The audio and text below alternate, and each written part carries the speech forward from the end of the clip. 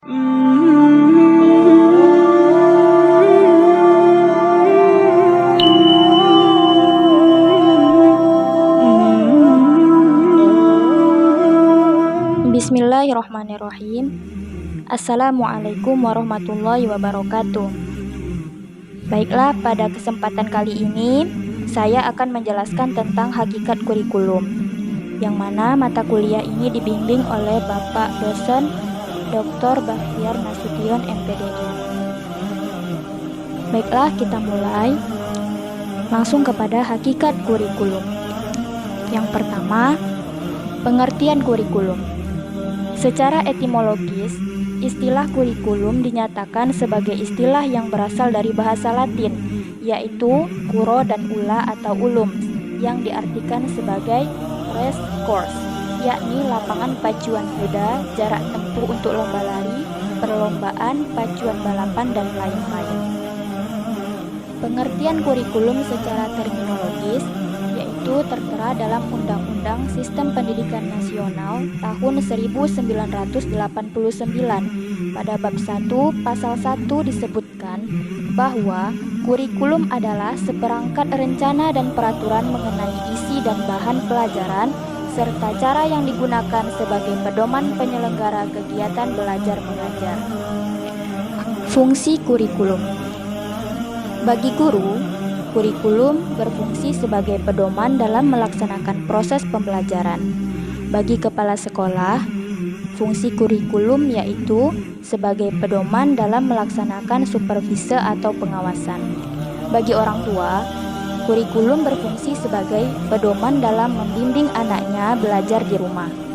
Dan bagi masyarakat, kurikulum berfungsi sebagai pedoman untuk memberikan bantuan bagi terselenggaranya proses pendidikan di sekolah. Peranan kurikulum. Peranan kurikulum yaitu ada 3. Yang pertama, peranan konservatif. Yang kedua, peranan kreatif. Dan yang ketiga, peranan kritis dan evaluatif. Peranan konservatif yaitu menekankan bahwa kurikulum yang berorientasi pada masa lampau. Yang peranan kreatif menekankan bahwa kurikulum harus mampu mengembangkan sesuatu sesuai dengan perkembangan yang terjadi pada masa sekarang. Peranan kritis dan evaluatif, dalam hal ini, kurikulum harus turut aktif dalam berpartisipasi dalam kontrol atau filter sosial. Bentuk-bentuk kurikulum. Yang pertama, written kurikulum, yaitu kurikulum tertulis. Kurikulum tertulis adalah kurikulum yang tertulis berupa dokumen-dokumen yang berisi program pembelajaran. Kurikulum yang kedua yaitu idea kurikulum atau kurikulum ideal. Dan aktual kurikulum. Kurikulum aktual.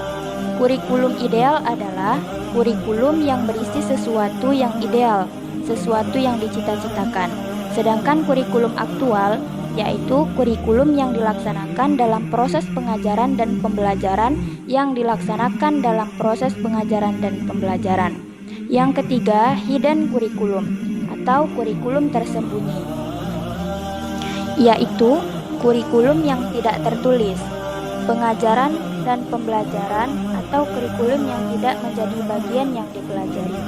Dan yang terakhir, bentuk kurikulum selanjutnya yaitu null kurikulum, yaitu merupakan kurikulum yang bersifat ekstra, tidak terencana atau tertulis dalam silabus.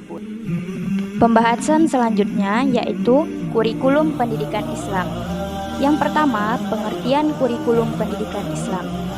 Kurikulum pendidikan Islam adalah kurikulum pendidikan yang berdasarkan ajaran Islam, yang bersumber dari Al-Quran, Al-Hadis, Ijma' dan lainnya.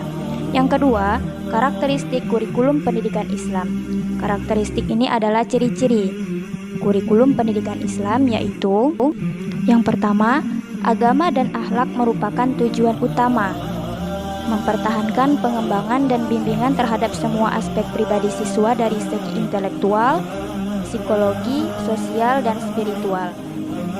Adanya keseimbangan antara kandungan kurikulum dan pengalaman serta kegiatan pengajaran.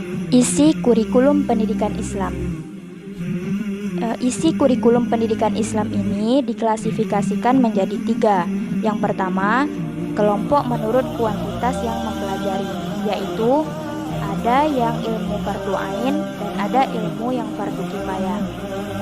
Yang kedua, isi kurikulum ini kelompok menurut fungsinya, yaitu yang pertama ilmu tercela seperti ilmu sihir, yang kedua ilmu terpuji seperti ilmu fikih, yang ketiga ilmu terpuji dalam batas-batas tertentu seperti ilmu filsafat. Jadi itulah pembahasan tentang kurikulum dan kurikulum pendidikan Islam dalam materi kurikulum pendidikan agama Islam. Saya minta maaf apabila masih banyak kekurangan dari penyampaian saya. Wassalamualaikum warahmatullahi wabarakatuh.